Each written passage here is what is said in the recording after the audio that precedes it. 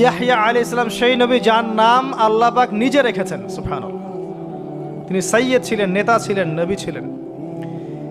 একইভাবে সালাম বিনিময় হলো, নবীজি এগিয়ে চললেন সাল্লাল্লাহু আলাইহি ওয়াসাল্লাম। তৃতীয় আকাশে তিনি দেখলেন আরেকজন নবী,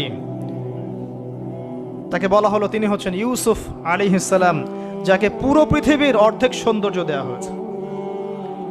আর আপনারা জানেন সূরা ইউসুফ একটা সূরাই আছে, আর এই সূরা ইউসুফ জুলাইখার প্রেম কাহিনী নয়, বরং এই সূরা হচ্ছে ইউসুফ আলাইহিস সালামের সাথে তার পিতা ইয়াকুব আলাইহিস সালামের প্রেম কাহিনী। ভালো করে পড়ে দেখবেন। কিভাবে বললাম? ছেলের শোকে কাতর হয়ে বাবা কাঁদতে কাঁদতে অন্ধ হয়ে গেছেন। আপনার গার্লফ্রেন্ড কি আপনার জন্য অন্ধ হয়েছে? যখন ইউসুফ আলাইহিস সালাম একটা রুমাল পাঠালেন, মনে আছে, তার বাবার চোখে দেওয়ার জন্যে, দূর থেকে যোজন যোজন দূর থেকে তার পিতা বলছেন আমি ইউসুফের গন্ধ পাচ্ছি। বাবার ছেলের এমন প্রেম কাহিনী আপনি কোথাও পাবেন না। এটা সূরা ইউসুফ, পড়ে দেখেন। আর ইউসুফ আলাইহিস সালামের যে চরিত্র ছিল, তার চেহারার চেয়ে চরিত্র আরো বেশি সুন্দর ছিল। তাকে জেনার অফার করা হচ্ছে, তিনি বলছেন আল্লাহকে আমি ভয় করি। আর যুবকদেরকে আমরা বলতে চাই যে যদি আপনি জেনা থেকে দূরে থাকতে পারেন, যদি শুধু জেনা থেকে দূরে থাকতে পারেন, আল্লাহ পাক আপনার যে কোনো দোয়া কবুল করবে ইনশাআল্লাহ। নিশ্চিত মৌতের হাত থেকে আল্লাহ আপনাকে বাঁচাতে পারেন যদি আপনি জেনা ছাড়তে পারেন। জেনা মানে শুধু ফিজিক্যাল রিলেশন নয়, জেনা মানে রাতের বেলা জেগে কথা বলাও, অনলাইনে চ্যাটিং করাও, আপনার বান্ধবীর সাথে কফি খাওয়াও, সব কিছুই জেনার অন্তর্ভুক্ত। এগুলো ছাড়তে পারলে আল্লাহ পাক আপনার দোয়া কবুল করবেন। ওইভাবে যে তিনজন ব্যক্তি গুহায় আটকা পড়েছিল, মনে আছে? গুহার মুখের মধ্যে একটা পাথর এসে গেল, সবাই বলছে আজকে আর বাঁচার বুদ্ধি নাই, নিজের আমল দিয়ে আল্লাহর কাছে বাঁচতে চাও। তার মধ্যে একজন বলছে, একজন তাকে পেতে চাইতাম, সে রাজি হয়ে গিয়েছিল 100 স্বর্ণ মুদ্রার বিনিময়ে। আমি বসেছি এই খারাপ কাজ করতে তার রানের মাঝখানে, সে ওই সময় বলেছে তুমি আল্লাহকে ভয় করো। আমি মুদ্রাও দিয়ে দিয়েছি, ওখান থেকে আমি জেনা না করে চলে আসছি।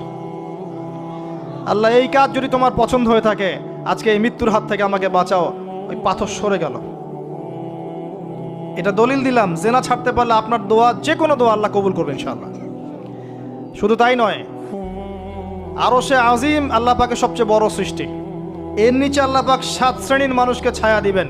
তার মধ্যে এক শ্রেণী হচ্ছে সেই যুবক যাকে কোনো সুন্দরী নারী আহ্বান করেছে খারাপ কাজ করার জন্যে, উচ্চ বংশের, সে বলেছে আমি আল্লাহকে ভয় করি। পারবেন ইউসুফের মতো হতে? আল্লাহ পাক তৌফিক ইনায়াত করুন, আমিন।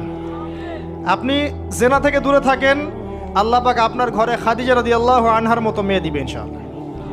আপনি 10টা ঘাটের পানি খেয়ে আসবেন, দেখবেন এমন বউ আল্লাহ কপালে জুটাইছে, সে মাশাআল্লাহ 20 ঘাটের পানি খাওয়া। হ্যাঁ, কিফাউন কিরাম, আল্লাহ পাক একদম দুনিয়াতে ইকুয়ালি ডিল করেন, ইকুয়ালি ডিল করেন। আল্লাহ পাক আপনাদের প্রত্যেকের পারিবারিক জীবনটা সুখী করুন, দোয়া করি, আমিন। ইউসুফ আলাইহিস সালাম তারপরে এগিয়ে চললেন, আর প্রত্যেক আকাশেই মারহাবা মুসাফা হচ্ছে এবং সালাম হচ্ছে। চতুর্থ আকাশে নবী সাল্লাল্লাহু আলাইহি সাল্লাম দেখছেন ইদ্রিস আলাইহিস সালাম। ইদ্রিস আলাইহিস সালামের কথা সূরা মারিয়ামের মধ্যেও আছে, পড়ে দেখবেন। সালাম বিনিময় হলো, নবীজি এগিয়ে চললেন। পঞ্চম আকাশে তিনি দেখছেন হারুন আলাইহিস সালাম। কার ভাই? মুসা আলাইহিস সালামের ভাই। তিনি কিন্তু মুসা আলাইহিস সালামের সাথে ফেরাউনের সামনে গিয়ে দাওয়াত দিয়েছেন, মনে আছে? আরেকটা কথা বলি, কোরআনে দাড়ির দলিল আছে? দাড়ি বলবে নাই। কোরআনে কোথায় দাড়ির দলিল আছে বলেন তো দেখি, কে বলতে পারবেন? কঠিন প্রশ্ন। 500 টাকা পুরস্কার দেব আমার পক্ষ থেকে, জান। যদিও 500 কোনো টাকাই না, টাকার মান দিন দিন কমছে। কোন সূরায় দাড়ির কথা আছে কে বলতে পারবেন? আলেম ওলামা বাদ, তারা তো পারবেন। আমরা সিভিলিয়ানদের জিজ্ঞাসা করছি, সাধারণ জনগণকে। কে পারবেন বলেন? কোন সূরায় দাড়ির কথা আছে? দাড়ি কোরআনে একটা জায়গায় দাড়ির কথা আছে, কে বলতে পারবেন? দেখছেন আল কোরআনের আলো ঘরে ঘরে যা আলো, তাই না? স্লোগান দিয়ে কাজ হবে না ভাই, প্রত্যেক ঘরে ঘরে কোরআনওয়ালা মানুষ তৈরি করতে হবে, তারপরে আলো অটোমেটিক ঘরে ঘরে জ্বলবে ইনশাআল্লাহ। আচ্ছা যাক, আমার টাকা বেঁচে গেল। সূরা তহায় আছে, কোথায় আছে? সূরা তহার মধ্যে আছে, একটা জায়গায় দাড়ির কথা আছে, সেটা হচ্ছে হারুন আলাইহিস সালামের দাড়ি। কার দাড়ি? হারুন আলাইহিস সালামের দাড়ি। মুসা আলাইহিস সালাম ফেরাউন থেকে এই যে দলবল নিয়ে পার হওয়ার পরে, বনু ইসরায়েলকে নিয়ে পার হওয়ার পরে আল্লাহ পাক তাকে 40 দিন ডেকেছেন তুর পাহাড়, মনে আছে? তুর পাহাড়ে তিনি গেছেন। এই ফাঁকে বনু ইসরায়েল শিরক করা শুরু করেছে, এই যে বাছুর পূজা শুরু করেছে, মনে আছে? পড়েন নাই কখনো? বাছুর পূজা শুরু করেছে। মুসা আলাইহিস সালাম তাওরাত নিয়ে আসছেন, এসে দেখছেন যে কওমের এই অবস্থা, তিনি রাগে তাওরাত ছুঁড়ে মারলেন। তিনি প্রচণ্ড ব্যক্তিত্ব সম্পন্ন মানুষ ছিলেন, গায়রতওয়ালা, রাগে তাওরাত ছুঁড়ে মারলেন এবং এসে এই যে হারুন আলাইহিস সালাম যাকে রেখে গিয়েছিলেন যে কওমকে দেখাশোনা করবে, তার দাড়ি চিপে ধরলেন। তুমি থাকতে এরা এই অবস্থায় গেল কিভাবে? এক হাতে দাড়ি, এক হাতে চুল চেপে ধরল, তুমি থাকতে এই অবস্থা হইল কিভাবে?